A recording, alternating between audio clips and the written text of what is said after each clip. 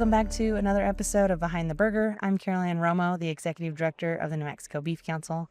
I'm here in Ruidoso with Sybrand Vander Dussen and the president, right, of New Mexico Dairy Producers. Yes, ma'am. Or Dairy Producers of New Mexico, Yes. excuse me. And a dairyman and a beef on dairy producer and all the things. Will you introduce yourself and tell us about your operation? So my name is Sybrand Vander Dussen. I'm milking about 4,000 cows on a dairy called Legendary. Oh, that's cute. Because it is legendary. We've been on that farm since 2013, I believe. It's been a fun ride, and I enjoy doing what I'm doing, taking care of cows, taking care of my guys that take care of the cows, and just keep on moving forward in a way that is, trying to keep the environment clean and raising good, healthy cattle for people to consume. And I love what I do with my 5 other brothers that we keep on moving on and keep trying to progress and do great things. I love that. And already you kind of started people first, right? You take care of the cows and then you take care of the people.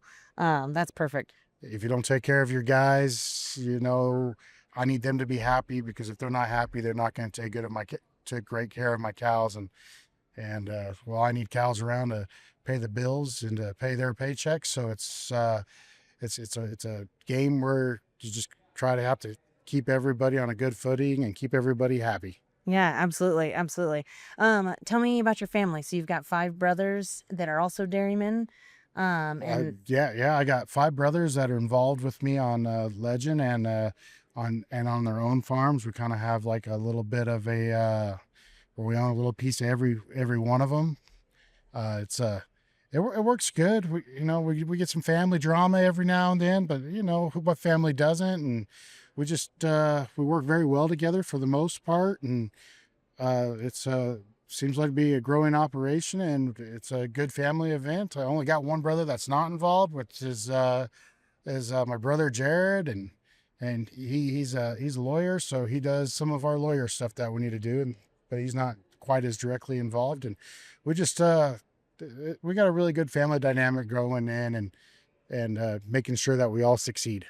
I love that. That's so important. And man, everybody needs a lawyer in the family, or everybody could use a lawyer in the family. It does come in nice. He doesn't do any criminal law, so if we get in that problem, we might be in trouble. Yeah, try not to break the laws. Yeah, exactly. That's great. That's great. What's the most rewarding part of being in the agriculture industry? I think the most rewarding part of being in the agriculture industry is we make a great product that people need and that they love, and it's healthy for them. And I feel good about what I do when I wake up in the morning to create good products for people that need them. And I don't know what a more rewarding job would be than to be working with agriculture and creating food and creating great lifestyles for people to put on their dinner plate and to move forward. And just, yeah, I like to do what I do. I like playing with my cows. I mean, my wife, she's a great person, and she tells everybody, oh yeah, he has 5,000 mistresses over at his dairy. They come a calling, and he goes a running. I mean, they get pedicures, and they get pedicures, veterinarian. They got a nutritionist. It's like, hey, where's my pedicure and nutritionist? I don't know. Yeah, the cows get the best care, right? Oh, I love that. We love to try to give them the best care as possible, and we try to move forward and just keeping them healthy and giving them a well-balanced diet so they could, live happy life as a cow. What's an example of something you do and maybe it's the pedicures, but what's an example of how you care for them? Oh, so I mean, just let's say manure handling. It's kind of, some people are like, oh, gross, whatever. But manure handling's kind of fun. I got a brand new toy to play with. It just picks up the manure, it scrapes it up right behind the tractor. We're running that behind these cows every day. Just keep things clean. Where else? Oh, bedding. We are trying to make our beds so nice for the cows, and you may be laughing, but we take bedding, we run a rake through it at least try to do it at least 3 to 4 times a week through all the pens and fluff it up and give them a nice place to lie down and feel good and make sure, just have clean waters for them. Oh yeah, those are great examples. I know. Um, I went to a dairy one time and they talked about it, like a luxury resort because their bed gets fluffed, the manure, the room gets cleaned, and all of the things. It's like all inclusive. Oh, well, cows like to be clean for the most part. Yeah, yeah, I I love mean, that. most part, I got a few, ones that always try to buck the system, but I guess that's kind of normal in any type of thing. Yeah, yeah. There's always some outliers in any situation. What's one of the biggest challenges you all face in your operation? Oh, well, one of the biggest challenges is trying to keep my guys happy and to move them forward, that they can progress and that I can move them up in positions so they could keep excelling.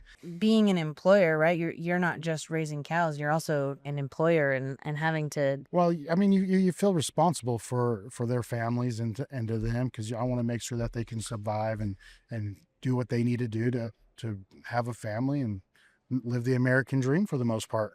Oh yeah, and with everything increasing in costs, benefits cost more, salaries and all of that. So you're trying to make sure that you're doing a good job to make sure that groceries aren't too expensive, right? Life is so expensive. Yeah, I wish I could help bring down prices, but Yeah, we're not in that game. no, I'm not in that game. But um, yeah, I mean, I try to go and I give my guys cheese. I don't have any beef to ever give them. I don't know. I might have to talk to you about that one. Yeah, always giving them cheese though. Yeah, I give them cheese right around Christmas time. I enjoy them. Like, this is from the milk that we produced on this dairy. Well, kind of, Yeah, but that's you know, rewarding though. but so we make great healthy products for kids and to make people smile with a happy deal of cheese. I love that. And so does most of the milk that you produce go into cheese? Is that kind of where yours, or where does your milk go? So the milk that comes out of my farm is generally going to Southwest Cheese, which is a very large cheese plant in Clovis, New Mexico. I mean, they're taking in close to 285 loads a day. A load is 6,000 gallons. So I think it's like 3 million ton, or yeah, 3 million tons, no, 3 million pounds of raw milk a day. Yeah, that's a lot of milk. Yeah, A yeah, lot of that's, cheese. Cheese consumption is super high, right? I don't know what the per capita rate is, but people eat a lot of cheese. oh, well, it's good stuff. Yeah, it's great. It's great for you too. Um, what's one thing most people don't know about having cattle in New Mexico, or just kind of what you do? Well, I think cattle like New Mexico. We got great weather for cattle. It's really nice when it rains, but the dry weather that we have here, the dry climate, cows really enjoy that. They're not too much of a person. They don't want tropical heat. That makes them miserable. And nice thing about New Mexico is we get down to this, 70 degrees every night, and it really takes the heat stress off these cows, and it unburdens them during the summer more so than a lot of other places in the United States, just because we don't have the humidity. Yeah, yeah, absolutely. Cows love that, and we even like their feet, right? If it's too wet, then they can get issues with their feet, right, or issues with anything.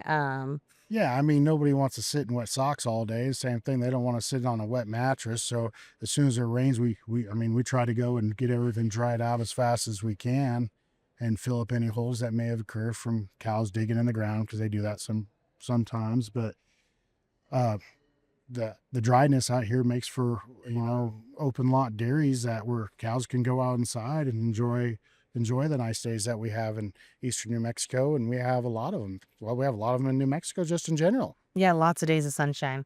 Absolutely. And can you tell me about kind of the beef on dairy? Do you guys raise beef calves as well? Yes, we raise beef calves. We raise them to about 600 pounds, sometimes four to 600, just depending on what our facility can handle. We don't want to overcrowd or undercrowd, and so we just kind of move that along the way as we can. And beef on dairy, it's been running strong for probably about 10 years. It's really gained a lot of traction, I'd say, in the last five. It is something that has changed the dairy industry, probably changed the beef industry, just in a new way of how we could do it. But we can come up with beef every single month on the dairy for calves coming in to sustain our grocery stores, to make it so we don't have to freeze meat, and you could get that fresh beef coming in to be consumed. Absolutely, that consistency and readily available calves is an important Yeah, part of it. consistency, Yeah, quality. all the things. Yep. Yeah, absolutely. Um, what is something you're excited about in your operation right now? Oh, and my operation, I'm excited that I have a lot of feed available right now. That we were able to have a good amount of corn silage coming off the end of last summer, and it's going to make things a lot easier. I hope we get some more rain to finish off this crop that we have right now. Um, we'll see. We'll see what the good Lord brings us. Yeah, yeah, it's every time we talk to a producer, it's the normal question to say, "Have you had any rain?" But sometimes I cringe as I ask. I don't really want to know. I'm scared because it's New Mexico and a lot of folks are hurting for some rain, right? That, yeah, yeah, a lot of force. We've been pretty lucky lately. We've been getting a couple small rain showers, so. Oh, good. We love that. We love to hear it. What's the best advice? What's the best piece of advice you've ever received? Best piece of advice. That's a hard one. I've received a lot of good advice over the years, and I think the biggest one is just make sure to try to keep your people happy and to keep them involved. And when you go and make a decision, you give it to them a couple weeks beforehand, and then tell them, okay, this is going to change. Think about it. Ask them, ask your or have your employees input on any changes you're going to make, so that way they can see if there's going to be any problems and they can think how it's going to work through. And I think that's the best way. Yeah, absolutely. That's a great advice and a great way to be an And employer. I almost don't even think I should call them employees. I should call them team members, Yeah, that's a great way. Great point of view. because it Absolutely. is a team to go together to put that amount of cows through a barn and have all the different puzzle pieces fit together. It's a teamwork operation. Absolutely, and that's an important culture that you're Hmm. part of a team. You feel like you're getting that end product. When you eat that cheese at Christmas, you know you're a part of the team that made it happen, Yeah, right? exactly. That's sweet. What's your favorite part of your job? My favorite part of my job is I don't, my favorite part is you go in the morning and you get yourself your little coffee drink, and I'm driving around the facility and everything's looking like it's clicking, and I'm seeing these guys doing this over here with this group of cows, and I walk through the barn and everything's running fine, and I'm like, yeah, this is enjoyable. Just being able to make the operation run as efficiently and smoothly as possible is a joy for me, and I like to make it always work better. I love that. That's great. That constant improvement is a good thing. Tell us about a time you learned a hard lesson. Learned a hard lesson.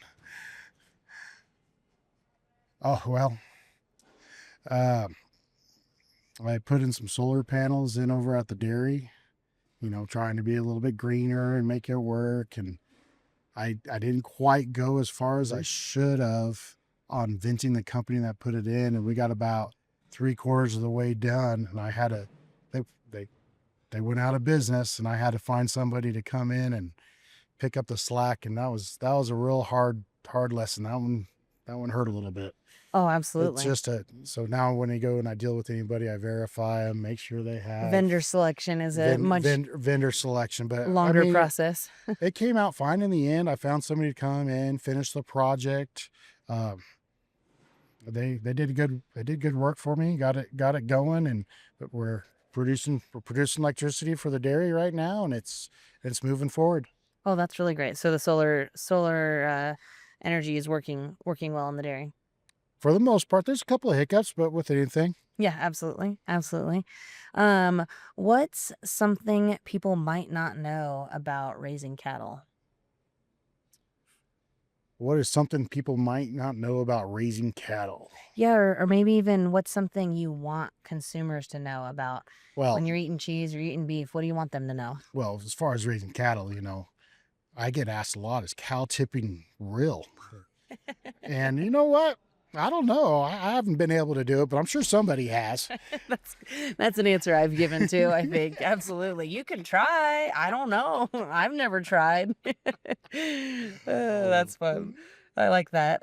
Is there anything else you want to add about what you do and the dairy industry, the beef industry, anything like that? Anything you want to add that you think, when we looped you into it 5 minutes ago to do this, that you're like, oh, I better say something, or maybe even about dairy producers of New Mexico or something. the dairy industry and the beef industry, they're different and they're similar in so many different ways.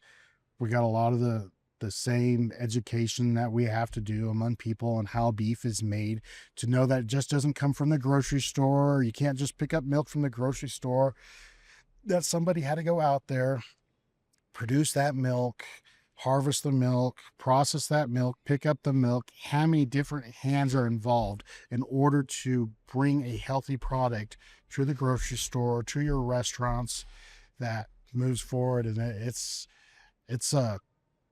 there's really a lot that goes into making sure that we have quality control all the way down the line to come up with just this most healthy, um, Nutritious. nutritious, exactly, Yeah. nutritious products in the that we can come up with. Absolutely, and I'm so grateful that there are so many hands and so much quality control and all the effort because, man, do I like to eat.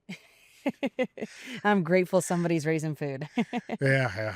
My Thank my my goodness. big deal is I like ice cream, and it's for some reason I eat a lot of it, Yeah. and then I like beef too. I mean, shoot, I had me a really good ribeye steak the other day, and so just do it New Mexican style is the way I like, putting Swiss cheese on there with a chili reno pepper or Oh, green absolutely. chili pepper, and it just Well, you just skipped to my last question, but we'll ask you a couple more questions, and then we got to talk about that a oh, little bit more. Why do you do what you do? What makes you continue, through hard days, through good days and bad days? Why do you keep doing it? I, I think it's bred into me. I don't know. My dad had me going on the dairy since I was 10 years old, pushing up cows, working with calves. I mean, I probably was more of a hindrance on the calf crew when I was 10. They put me on the tractor for a long time, and then I realized when I wasn't there, the tractor just drove down the lane and they just turned it automatically for a while. Well, it Yeah, was fun. Why I thought I was doing a fun to great be job. involved, right? Right. Yes. That's why we let our kids do things like that. Oh, and it's something we can get our kids involved in, and it's make it a family type deal, and it creates a lot of opportunity to learn how to do things. And I like figuring out how to just make my operation run smoother and better and more even, and just try to progress. And if we're not progressing and making our industry better, I don't know if I'd be interested anymore. But I think our industry is going in great places. We are coming up with new technologies. We're coming up with new green technologies to try to bring down our greenhouse gases and just to try to keep improving on our milk. I mean, milk and beef for that instinct, as far as going and giving trainings to our employees on how to handle animals and to move animals and what animals are eligible to go to beef and which ones aren't, and just and then putting genetics in these animals that will be more efficient and grow faster and use less, use less resources to keep creating as much beef as we can at the least amount of greenhouse gases. And Yeah, I already said this. absolutely. Low inputs and better cattle. We you in like the corporate world, they talk about continuous improvement and they're always trying to. Well, there's no better example, in my opinion, of continuous improvement than agriculture and beef and dairy industries. You're constantly looking, okay, how can I have a better animal? How can I better care for this animal? More efficient, And, more and everything. and to say that, with all the technology, if you look back of what we used to feed cows all the way back into the 50s, all the way to now, we, the dairy industry, the beef industry, we have made substantial gains on how to be better for the environment, how to make healthier animals, and how just to keep providing the great quality product. Absolutely. And then there's constantly research happening too, right? There's research on the food side, there's research on every side of the industry to attempt to continuously improve, right? Oh, yeah, that's a and we are, and we're going to see what happens. We added collars to our cows, which was a real interesting deal. And, for you guys that have Fitbits and stuff, that's basically what it does. It reads locomotion on the cow, so how much the cow is moving, and rumination. So, rumination is so when a cow eats, they eat their feed and then they chew on it and chew their cud. It goes down to their abomination and then they cough it back up, and it's reading and recording how much that how much they're doing that, and the Fitbit can almost pick out a problem better than it's finding them sooner than a lot of my guys were able to find them. And we made great health improvements on our herd just with that newer technology coming in. Oh, I think that's incredible. I think the technology that's out there that, yeah, you can tell how much they're eating, if they're getting sick, if they're laying down too much, all these things that nobody's even paying attention to that for me, right? I'm a Oh, human and nobody knows what's going on yeah, we with know. my Yeah, nutrition we know or what their lying down times are, eating yeah. times, and it's changed the game. Yeah, absolutely. Absolutely. Technology is an important part. Um, What about your involvement with Dairy Producers of New Mexico? How important is it to you to be involved and kind of give back to the industry? I mean, if you look at our trade organizations, it doesn't matter if you're looking at beef, you're looking at dairy, you're looking at your grain guys. Everybody needs a trade organization. You gotta protect your industry, and the reason you need to protect it is because if you don't come up with what your industry needs, where's it's going, you don't educate your representatives on how things are working. People that do not understand the industry and know why you do what you do will try to go and make rules for you. And it's always a deal of trying to educate and to move forward for your customers of why you do the things you do. So Yeah, absolutely. And even our goal of our podcast is we want to tell the story because if not, who's going to, right?